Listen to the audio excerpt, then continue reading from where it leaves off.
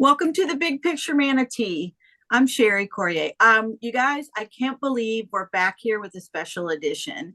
We talked about this last week that we thought, well, we won't have any more special editions, but here we are a week later and we've got one. So today, Misty, tell us what we're going to talk about.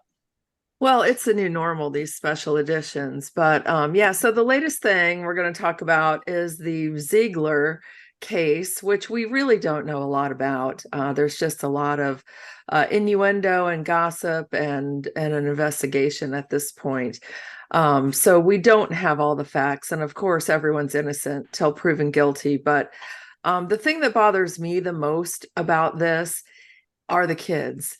The kids who are affected and have been affected in our school system now for the last year and a half or 2 years with the Don't Say Gay bill and the books that are being removed and all of the pressure that's being placed on these kids to get into a certain line and behave a certain way rather than having the ability to talk with their teachers and counselors in the school system, and the school being a safe place and some place that they have people who they can trust. And that was the first thing that came to me, is like, with all these allegations of sexual impropriety and lesbian activity and et cetera, it's really like, what example are we setting for the kids, and what kind of mental health and even physical health problems have been created because of all of this nonsense? Reggie, what do you think? Well, this is embarrassing for me, to be honest with you. And I never want anyone to have to experience or encounter such a situation. It reminds me when I sat at the dais and I told my colleagues one time, "Hey, remember, our youth are watching, and how we conduct ourselves and the society we're in nowadays with social media, and everyone can listen or see what could potentially be going on. This reflects on my fundamentals, is what I always tell my son. I coached basketball for 25 years, and I told him, make good decisions and avoid the unnecessary. And here we are, two leaders, right? Regardless of what party, regardless of what complexion, their decision making has put their leadership in jeopardy, their colleagues in jeopardy, but more important, the community, and like you say, the kids. And it's very, very, very tough to navigate. How can we have leaders in situations with such contradictory lifestyle? It's very, very, very, very touching. And I try to stay away from the red, blue, the Republican, Democrat. I try to deal with what's just right and wrong and things like that. These allegations are questionable. There's a lot of concern. And here's the reality: what no one never wants to deal with. What about the victim in this situation? And thinking about the alleged victim, and in my opinion, I think the wife is a victim in this as well, because she bowed out and something still unfortunate took place. So there's a lot that has to be navigated through for us to really know what took place. But I'm going to stay in my decision making process, and I'm going to always recommend people, hey, think things out, make a good decision and avoid the unnecessary. Our youth, our community, and our colleagues, all of us are watching now. And take the red, the blue, the Republican, and Dem out. I think there's some questions at a different level of concern right here, and my heart goes out. I don't know whether or not the Zieglers have kids or anything like that, but all of this They is have three documented kids. Yeah, they have three in kids. in the name of Jesus. All of this is documented, and their kids are going to have to read about this on what was taking place. So my heart go out to everyone involved in these situations, and we just have to make sure that we think before we act. The point you're making here is so important to think about too, is that you've got a potential victim, you've got the folks that were involved in this, the perpetrator.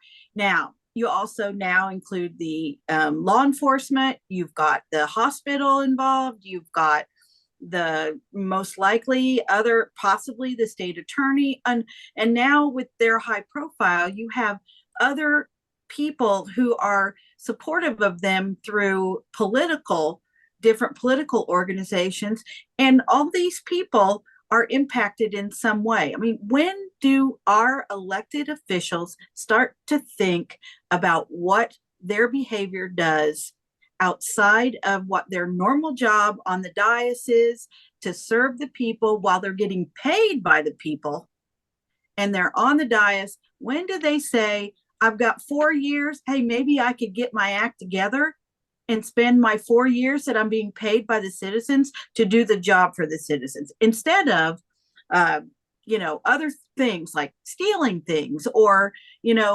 driving drunk, other breaking other statutes and things. When does this get to the breaking point? I feel like this is a very key and significant time of that. Well said, both you guys. And I mean, I've always felt that public officials have to be a step better than their best selves, right? Because people are watching them, and they are responsible for a lot of people are paying attention to these leaders. And the last thing that we should want to ever do is instill guilt and shame in our children. And I think that is largely, again, as I said, that's really bothered me with all the stuff happening in our schools under the leadership of Bridget Ziegler. And for what? It was all so fake. That's what bothers me. But yes, there is a problem in this country, not just this county, where public officials are not acting as leaders. And I hope that we can change this soon. It's really troubling. Well, I want to go just one more thing about the man-hour impact here that leadership has called, not only just in Sarasota County. Our governor is involved with this, and other major level politicians are involved with this. And you can best believe, from the left or the right, everybody is looking at this and wasting time and man hours, taxpayers' dollars, to identify really what took place.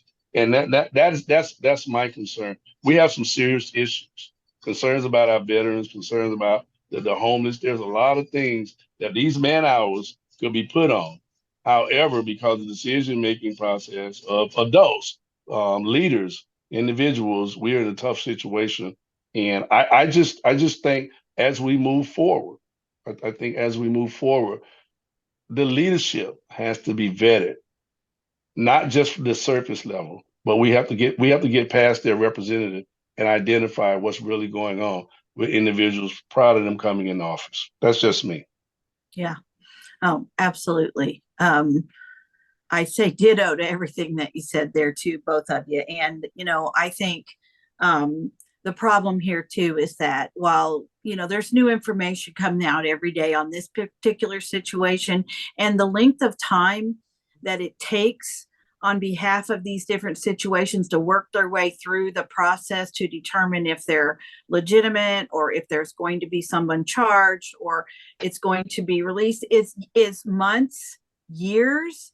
And so all of these things surmount. And as you said, Reggie, all of our other elected officials are spending all their time trying to figure out how to navigate that, as opposed to working on other things that are supposed to be being done for citizens, other crimes that are being committed, or other things that need to happen. And so that's not what the average everyday citizen thinks should be going on. And that's definitely not where the important dollars that have increased over the years need to be going, to support all of those things. And as people take positions, we see people being let go, being released, being tossed aside if they're not in the right lane, so to speak. And it has nothing to do with the professional expertise they have of doing their job. Yeah. I don't know what else to say, you guys. I think we're all preaching from the same book here. But it's my hope that, things turn, and that's what happens. That pendulum continues to swing. left to right, forward to backward. And it's not about politics for me. I just want to see people who are going to represent our county and do what's best to improve this community and enhance our way of life. And I'm really hopeful that there is a way to take back our county. The voters are going to wake up and they're going to say, this is wrong. We need better representation. So we'll keep our fingers crossed. We'll keep watching, and I'm sure we'll be reporting on facts as they come out, because we don't have a lot right now. Right, and that's exactly my point. We're not judge and jury here. We just have the information, and we're just trying to inform and engage the community. Me myself, I don't live in a glass house. I don't like throwing rocks at any individual or anything like that. But this is something that has to be looked at, to make sure that all T's are crossed and all I's are dotted. Maybe not. Maybe we all know there's some moral concerns here. Yeah. We all know that. So yeah. Right. And as you guys are saying, we're going to monitor the situation. And I think our big point here today is we're making sure that the public knows that you can look for a higher standard in your elected officials. It takes a little bit more effort. It might take a little willpower to support someone that may not be being backed by the biggest dollars or has the biggest name, but we're looking for that opportunity to make that change to our public officials. So thanks for watching. And remember, our mission here at the Big Picture Manatee is to provide a space to educate, inform, learn, and provide the public with issues that impact our residents here. Right. And please go to YouTube. You can find us at the Big Picture Manatee on YouTube. Like us, follow us, and then you'll be notified when we release a new show. And I know we have some exciting shows coming up. right, and we look forward to it. You can also follow us on Facebook, the Big Picture Manatee, and our website, thebigpicturemanatee.com. Until next time, be safe and happy holidays. Thank you. Bye, everyone. So long.